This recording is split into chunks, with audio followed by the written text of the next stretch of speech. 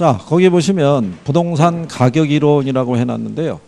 근래 학교론 교과서들 보시면은 부동산 가치론 뭐 이런 식으로 명시를 했을 거예요. 자, 그래서 이제 제일 먼저 나오는 게 가치와 가격 이렇게 돼 있어요.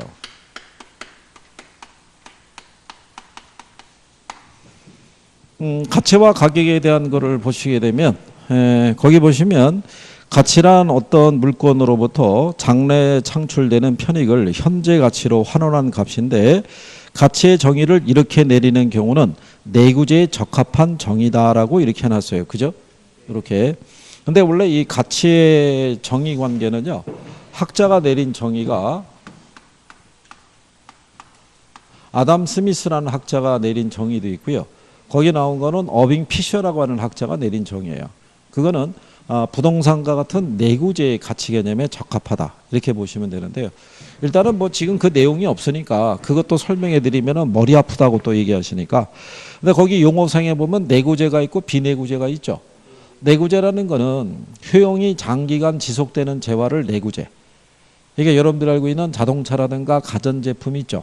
또는 부동산 이런 애들이 내구재고, 비내구재는 뭐냐면 한 번 사용하면 효용이 없어진 애들을 비내구재라고 그래요.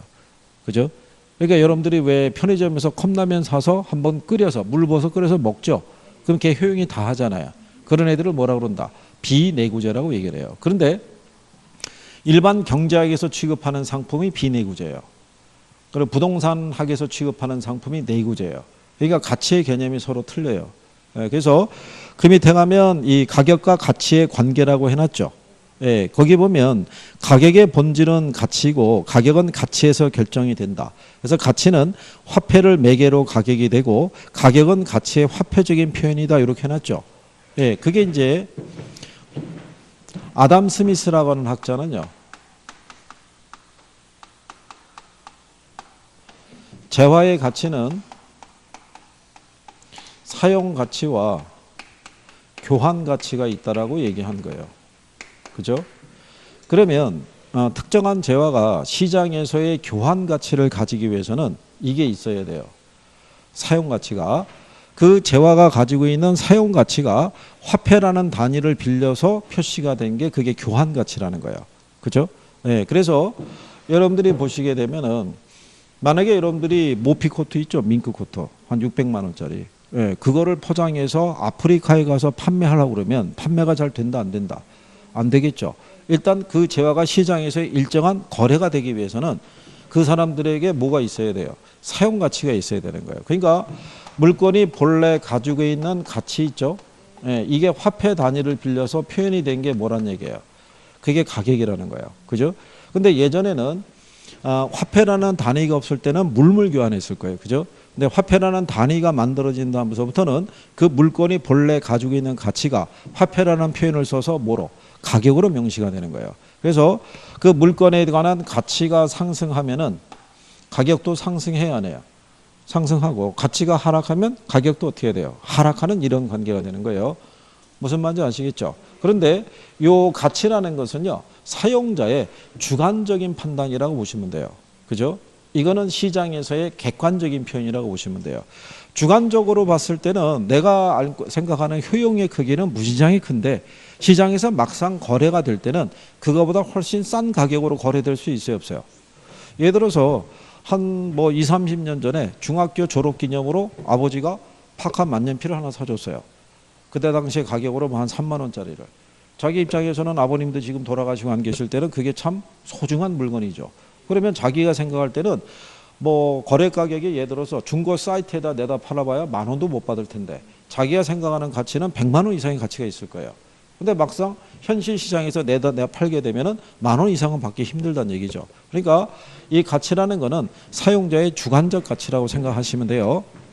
그래서 거기에 보면 동그라미 3번에 가치는 주관적 추상적인 개념이고요. 가격은 가치가 시장을 통해서 화폐 단위로 구현된 객관적 구체적인 개념이라고 할 수 있다 이런 얘기예요. 이게 이제 경제학적인 관점에서 비내구재에 국한되는 내용이에요. 그래서 경제학에서는 가치와 가격을 구별한다 안 한다? 안 해요. 그 물건이 가지고 있는 가치가 화폐 단위를 빌려서 표현된 게 가격이라는 거예요. 무슨 말인지 아시겠나요? 그래서 가격과 가치를 구별하지 않는데 부동산과 같은 내구재는 가치와 가격을 구별을 해야 된다는 얘기예요. 그 얘기는 뭐냐면 거기 아까 이게 어빙 피셔라는 사람은요.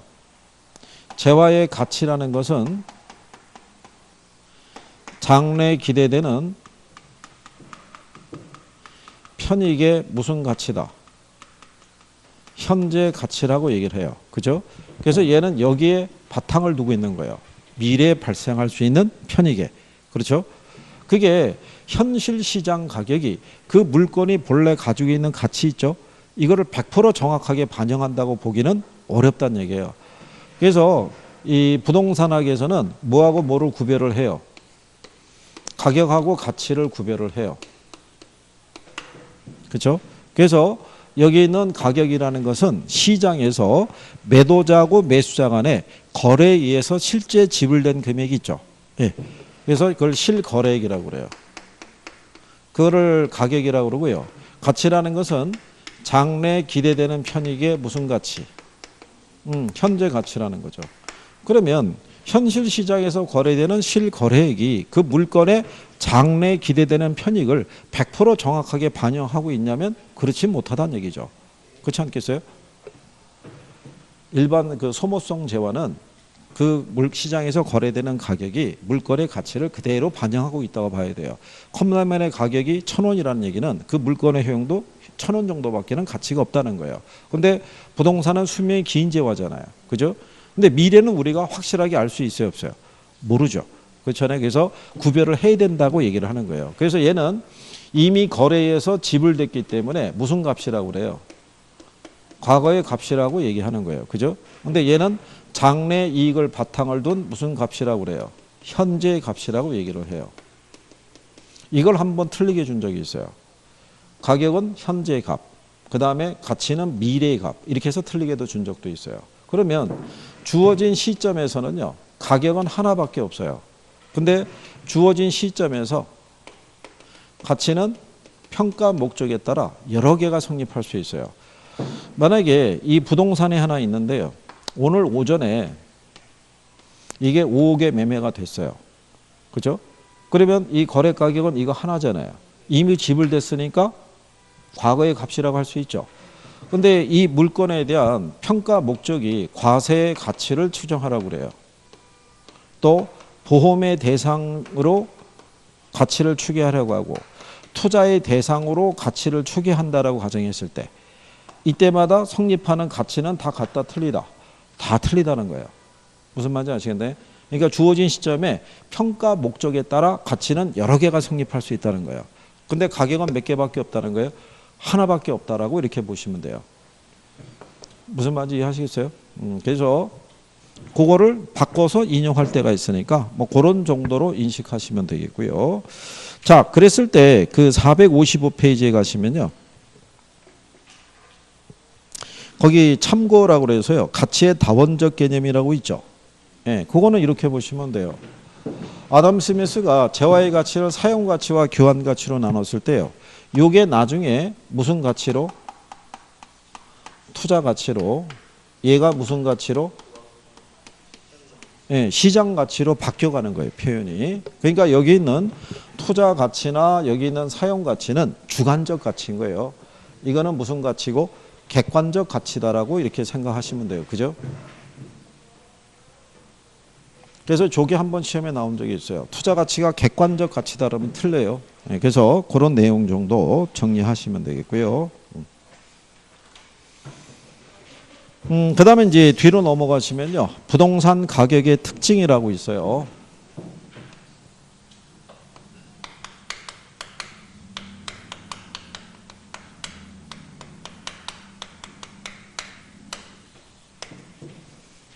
그래서 지금은 많이 수정이 된 거예요. 옛날에는 이렇게 했던 거예요.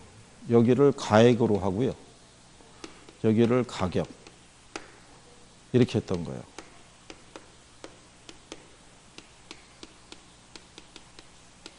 이런 식으로. 옛날 표현이. 그죠? 그 옛날에 왜 이렇게 해놨냐면 경제학에서는 가치와 가격을 구별하지 않으니까 가격을 밸류, 우리가 일반 직역하면은 밸류는 가치잖아요. 그죠? 예. 근데 가격을 갖다 우리는 프라이스라고 그러잖아요. 그래서 옛날에 번역을 이렇게 했다고요. 근데 지금은 이제 이걸 안 하죠. 지금은 이제 가치 개념이 들어와가지고 가격, 그래서 가격이 여기서 프라이스, 여기 가치가 밸류 이렇게 이제 구분되는 거죠. 그래서 지금은 교과서를 보면은 가격 이론이라고 하지 않고 가치론 뭐 이렇게도 표현을 해줘요. 이게 이제 왜 그러냐면 옛날에는 우리 뒤에 가면은 가치 형성론이라고 지금은 쓰는데 예전에는 그걸 가격 형성론이라고 썼어요. 근데 그 감정평가 규칙이 개정이 되면서 걔가 가치 형성론으로 들어오는 거죠. 그게 이제는 다 가치 개념을 이제 인정을 해줘요. 근데 뭐 그런 내용까지는 뭐 안 나오니까. 자, 일단 그러면 가격의 특징을 보게 되면요. 이거는 일반 재화에서는 찾아볼 수 없는 부동산에서만 나타나는 거예요. 부동산 가격이라는 건요.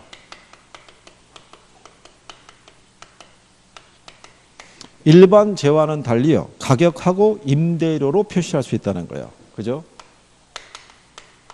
그러니까 두 개로 표시할 수 있다는 얘기잖아요. 가격하고 뭐하고? 임대료. 우리가 이 마트라든가 어디 편의점 가게 되면 물건 자체 가격밖에 없어요. 그렇잖아요? 근데 부동산이라는 거는 가격하고 뭐로? 임대료에 대한 두 가지로 표시하는 거예요. 중개사 사무실에 가게 되면 매매가 옆에 전세, 월세 다 붙어 있잖아요. 그게 가능한 이유가 뭐란 얘기예요? 뭐가 있어서? 영속성이 있어서. 수명이 긴 재화잖아요. 그렇죠? 그러니까 다른 사람에게 임대를 주더라도 일반 재화는 소모성 재화잖아요. 그러니까 내가 이거를 100원에 사서 그죠? 내일 오는 선생님에게 이거를 80원에 임대를 준다는 거는 다음 주에 오면 내가 이거 못 찾을 거 아니에요. 달아 없어지니까. 그러니까 일반 소모성 재화는 임대를 줄 수가 없어요. 근데 부동산은 달아 없어지는 재화가 아니잖아요. 우리가 늘릴 수도 없지만 줄일 수도 없는 재화라고요. 그죠? 그러니까 물건에 대해서 다른 사람에게 임대 줄 수 있다 없다. 있죠. 그러니까는 두 가지를 표시할 수 있는 거예요. 가격하고 뭐하고 임대료로. 그 다음에 부동산 가격이라는 건요. 소유권 및 기타 권리 이익의 대가로 구성이 된다는 거예요. 자, 이 얘기는 뭐냐면요. 부동산이라는 거는 소유권 전체로서의 가치가 있고요. 기타 권리익을 우리가 부분 권익이라고 그래요. 부분 권익으로도 가치가 존재한다는 얘기죠. 그럼 이 얘기는 무슨 얘기냐면 부동산은 하나의 물건에 두 개 이상의 권리익이 존재할 수 있다는 거예요. 여러분들이 이 부동산을 가지고 있으면 소유권을 갖고 있겠죠. 근데 그 부동산을 담보로 대출받을 수 있죠. 그럼 저당권이 설정이 되죠. 그 집의 일부를 전세를 주게 되면 전세권이 설정이 되죠. 그러니까 하나의 물건에 두 개 이상의 권리익이 존재할 수 있더라 이런 얘기가 되는 거예요. 그게 안 된다 그러면 틀리는 거예요. 무슨 말인지 이해하시겠죠? 그 얘기예요. 그 다음에 부동산 가격은 장기적인 배려하에 형성이 돼요.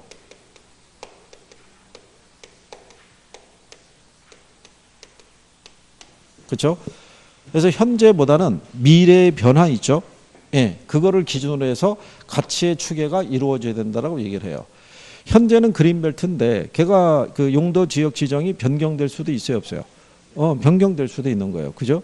그래서 우리가 이번에 주택이 필요해서 서울 근교에 있는 과천이라는 도시에 그린벨트 지역을 이번에 해제를 해서 새롭게 주택을 조성을 해요. 이번에 또 광명 쪽에도 또 주택을 새로 공급한다 뭐 이런 얘기잖아요. 근데 거기 있는 녹지 공간을 만약에 우리가 갈아엎어 가지고 택지로 조성해서 썼잖아요. 그게 잘못됐다고 그래가지고 다시 원래 상태로 자연 상태로 되돌릴 수는 없는 거죠. 그걸 우리가 이용의 비가역성이라고 그래요. 그래서 모든 부동산을 이용하거나 가치를 판정할 때는 장기적인 배려의 형성이 되는 것은 얘가 수명이 긴 재화이기 때문에 그런 논리가 성립된다라고 보시면 돼요. 그래서 장기적인 배려의 형성이 되고요.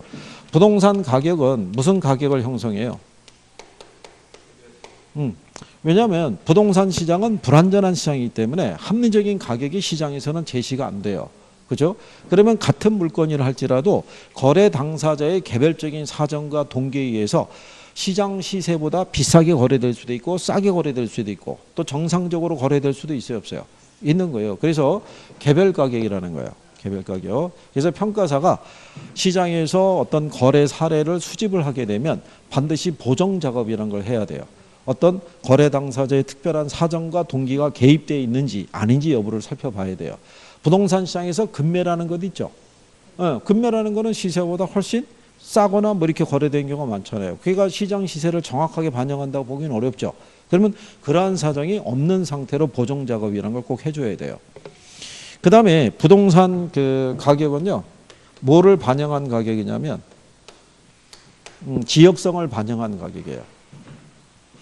여기도 마찬가지죠. 이 도시도 구가 한 5개 구가 있잖아요. 걔가 같은 면적의 아파트를 할지라도 어느 구에 있느냐에 따라서 시세가 틀리죠. 걔가 속해 있는 주거 환경이 같아요, 틀려요? 다 틀리죠. 지역적인 특성도 틀리기 때문에. 그래서 부동산 가격은 지역성을 반영해요. 그 다음에 부동산 가격의 특징 중에 하나가 하방 경직성이 있다는 얘기예요. 부동산 가격은요, 수요가 전무하더라도요, 가격이 일정 수준 이하로는 떨어지질 않아요. 여러분들이 만약에 부동산의 취득을 5억에 했잖아요. 근데 만약에 시세가 5억 이하로 떨어질 것 같으면 매물을 걷어들인다고요. 거래를 뒤로 밀어버린다고요. 왜? 부동산 이렇게 떨어진 가격은 다시 올라갈 수 있다라는 기대 심리도 있고요. 안 팔리면 뭐 하면 돼요? 세를 주면 되고, 돈이 필요하면 담보로 해서 대출받아서 쓰면 되기 때문에 소유자는 거래 가격이 일정 수준 이하로 떨어지면은 거래하질 않아요. 그래서 부동산 가격은 일정 수준 이하로는 떨어지지 않는다는 하방 경직성의 특징을 갖고 있다라고 얘기를 해요. 저것 때문에 우리나라에서는 이 부동산 규제를 통해 가지고 가격을 합리적으로 조정하기가 되게 힘들어요. 사람들이 이거 조금만 버팅기면 되는 거 아닌가? 뭐 이런 생각을 하는 거죠. 그래서 이게 어쨌든 간에 그래서 이게 규제를 하든가 뭐 한다 할 때 부동산에 관한 정책은 장기적인 관점에서 가야 되죠. 그래야지만 시장에 정확하게 시그널이 전달이 되겠죠. 이 정책이 앞으로도 10년, 20년 계속 유지가 될 거라고 판단이 되면, 그러면 사람들이 거기에 맞춰가지고 물건을 내놓거나 뭐 이렇게 하게 돼 있는데, 한 5년 버팅기면 뭐 괜찮겠지 이러면은 또 변화가 별로 없죠. 그러니까 어쨌든 뭐 그런 내용이고요. 뒤에 가시게 되면 부동산 가격의 이중성이라고 해놨죠. 그거는 그 밑에 있는 가치 형성 요인하고 발생 요인이라고 458페이지 있죠.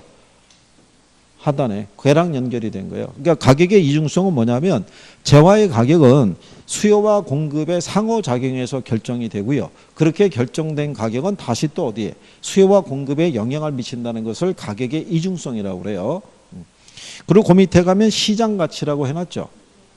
아까 우리가 현황 기준 원칙이 있고 개별 물건 기준 원칙이라고 있었잖아요. 또 하나가 이 시장 가치 기준 원칙이에요.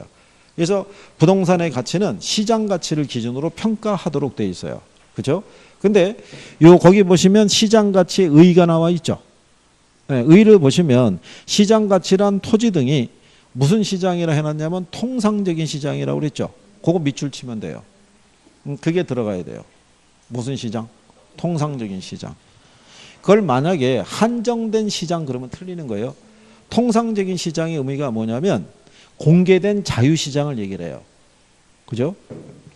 그래서 우리가 그때 왜 이거 한 거 기억하시나요?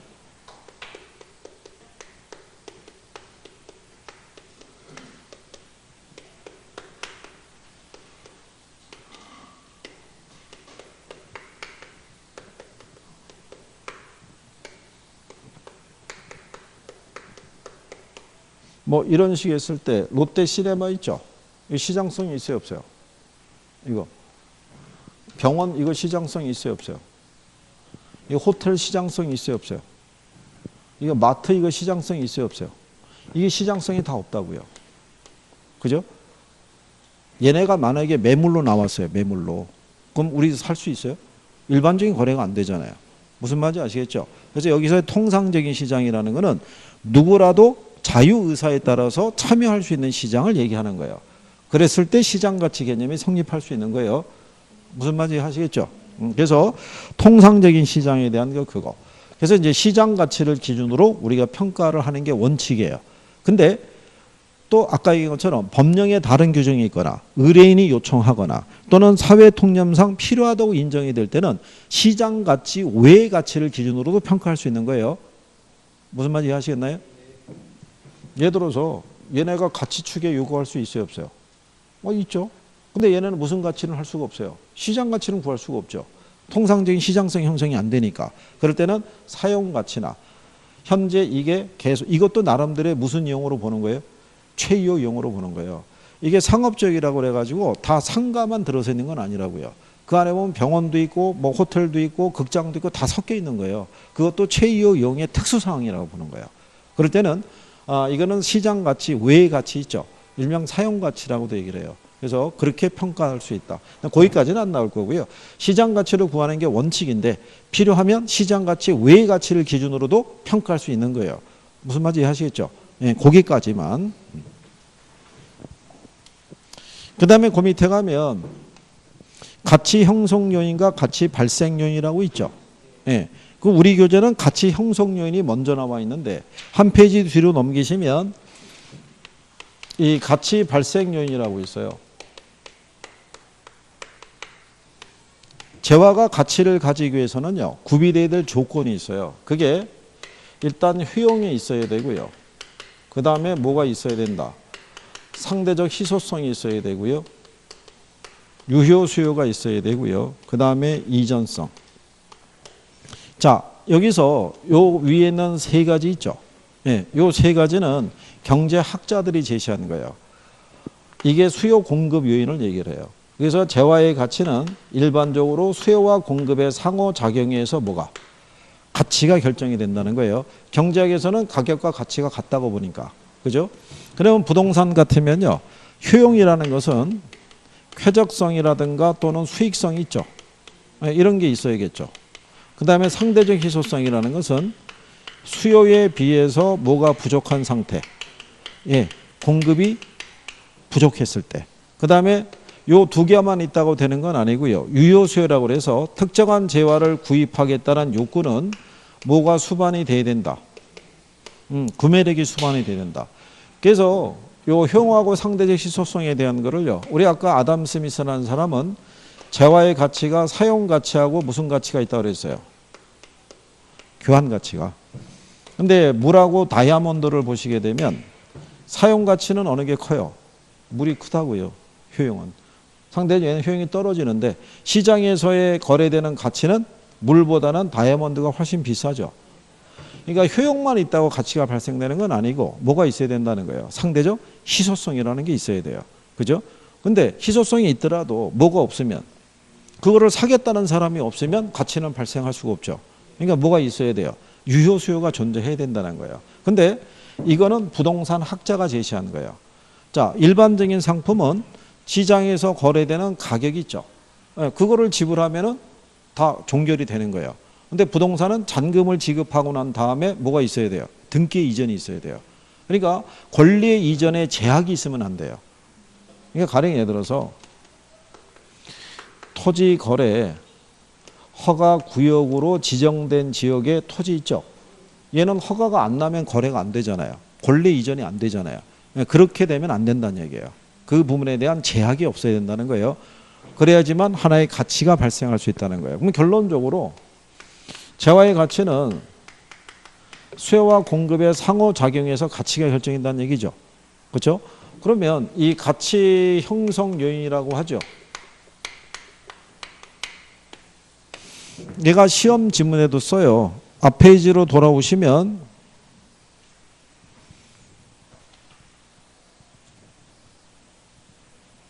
여기는 우리 표현이 그렇게 안 돼 있는데요. 이 가치 형성 요인은요, 이 가치 발생 요인에 영향을 주는 일반적, 지역 또는 개별 요인이 있죠. 그거를 무슨 요인이라 한다? 가치 형성 요인이라고 그래요. 가치 형성 요인이라는 것은 어디에 영향을 주는? 가치 발생 요인에 영향을 주는 일반적, 지역 또는 개별 요인으로 구성이 되어 있다. 뭐 이렇게 이제 평가 규칙에서는 그렇게 표현을 해요. 그걸 여러분 시험 지문에 그렇게 써요. 가치 형성 요인의 정의에 대해서. 그러면 이제 그 얘기가 무슨 얘기냐면요. 이 가치 형성 요인이라고 그랬을 때 여기 있는 일반적 요인은요, 전국의 부동산 거래에 영향을 줄 수 있는 요인이에요. 요건 특정한 지역에만 영향을 주는 거고, 요건 특정한 부동산에만 영향을 주는 거예요. 그럼 일반적 요인이라는 게 사회적, 경제적, 행정적 요인으로 크게 나눌 수 있어요. 근데 얘들이 계속 변하는 거예요. 그럼 얘들이 계속 변하면 이 수요와 공급이 계속 변하겠죠. 그럼 가치도 계속 변할 수 있어요, 없어요? 변하겠죠. 그래서 아까 여러분들이 배웠던 이 시점을 기준으로 평가하라는 거예요. 무슨 시점을? 기준 시점을. 그러면 예를 들어서 사회적 요인 중에 지난번에 예를 들어드렸던 게 뭐냐면 거기 사회적 요인이라고 박스에 보시면 459쪽에 있죠. 예, 거기 박스에 보면 사회적 요인이 있죠. 거기 동그라미 4번에 가게 되면 교육 및 사회복지의 상태라고 있죠. 그죠? 만약에 작년에 그 봤던 대학 수능이 있죠. 그게 만약에 불수능이면, 그죠? 예, 그러면 강남 8학군 지역을 중심으로 해서 부동산 수요가 늘어나요. 학부모들이 자녀들에 대한 좋은 대학을 보내기 위해서 교육 환경이 우수한 쪽으로 주거를 이동한다고요. 무슨 말인지 아시겠나요? 그러니까 그게 부동산 수요에 영향을 주는 거예요. 그러면 강남 8학군 지역의 부동산에 대한 효용이 커지겠죠. 근데 강남 8학군 같이 교육 환경이 우수한 지역은 제한돼 있다고요. 그러니까 걔네 가격이 어떻게 돼요? 비싸지는 거예요. 그래서 해마다 대학 수능이 어렵게 나오면은 강남 8학군 지역을 중심으로 부동산 거래가 늘어나요. 근데 그거는 전국의 모든 부동산에 영향을 주는 건 아니죠. 특정한 지역을 대상으로만 영향을 줄 수도 있고, 또는 만약에 이자율이나 이런 게 변하게 되면 전국의 모든 부동산 거래에도 영향을 줄 수 있어요, 없어요? 있겠죠. 그러니까 이 일반적 요인이라는 거는 전국의 모든 부동산 거래에 영향을 줄 수도 있고요. 특정한 지역의 거래에도 영향을 줄 수 있는 요인을 우리가 일반적 요인이라고 그래요. 그게. 근데 얘네들은 여러분들이 보시다시피 계속 변하죠. 네, 변하니까 이게 계속 변화시킨다는 거예요. 그래서 항상 뭐를 정해놓고 기준 시점을 정해놓고 가치를 평가해야 된다라고 얘기를 해요. 여기랑 관련 있는 원칙을 변동의 원칙이라고 그래요. 무슨 원칙? 변동의 원칙. 자, 463페이지 가보세요. 거기 하면 하단에 자 양가로 5번에 최이호 이용의 원칙의 토대가 되는 원칙이 있죠. 거기 가면 변동의 원칙이라고 나오죠. 근데 의의를 보면 변동의 원칙은 가치 형성 요인의 변화에 따라 부동산의 가격이 끊임없이 변하면서 형성된다는 원칙이다 이렇게 해놨잖아요. 그래서 그 밑에 감정평가의 활용을 보게 되면 시간의 경과에 따라 가치 형성 요인이 변동하므로 감정평가 업무의 시점 수정 및 기준 시점을 확정해야 되는 이론적 근거가 된다 이렇게 되는 거예요. 무슨 말인지 하시겠나요? 다음 시간에 여기 가격 원칙 하면서 정리하시면 될 거예요. 다음 시간에 오시면은 여기 이제 간평을 마무리하고 이 기본서로 하는 수업은 이제 마무리하는 거예요. 그리고 이제 요약집이 등장을 할 거고요. 예, 그 다음에 7월 달에는 문제집이 또 등장을 하게 될 거예요. 그죠? 그러면 5월 달에 요약집으로 수업하겠죠? 그렇잖아요? 그럼 기본서는 어떻게 할 거예요? 어? 기본서는 가지고 다녀야죠. 얘를 방치하게 되면 갑자기 얘가 냄비 받침대로 쓰인다든가 얘가 갑자기 이상해질 수가 있어요. 그래서 웬만하면 같이 갖고 다니면서 정리를 하셔야 돼요. 무슨 말인지 아시겠죠? 네, 그러니까 열심히 하시고 여기서 또 결국은 저기 김총각은 거기 간다는 얘기네. 캠프를.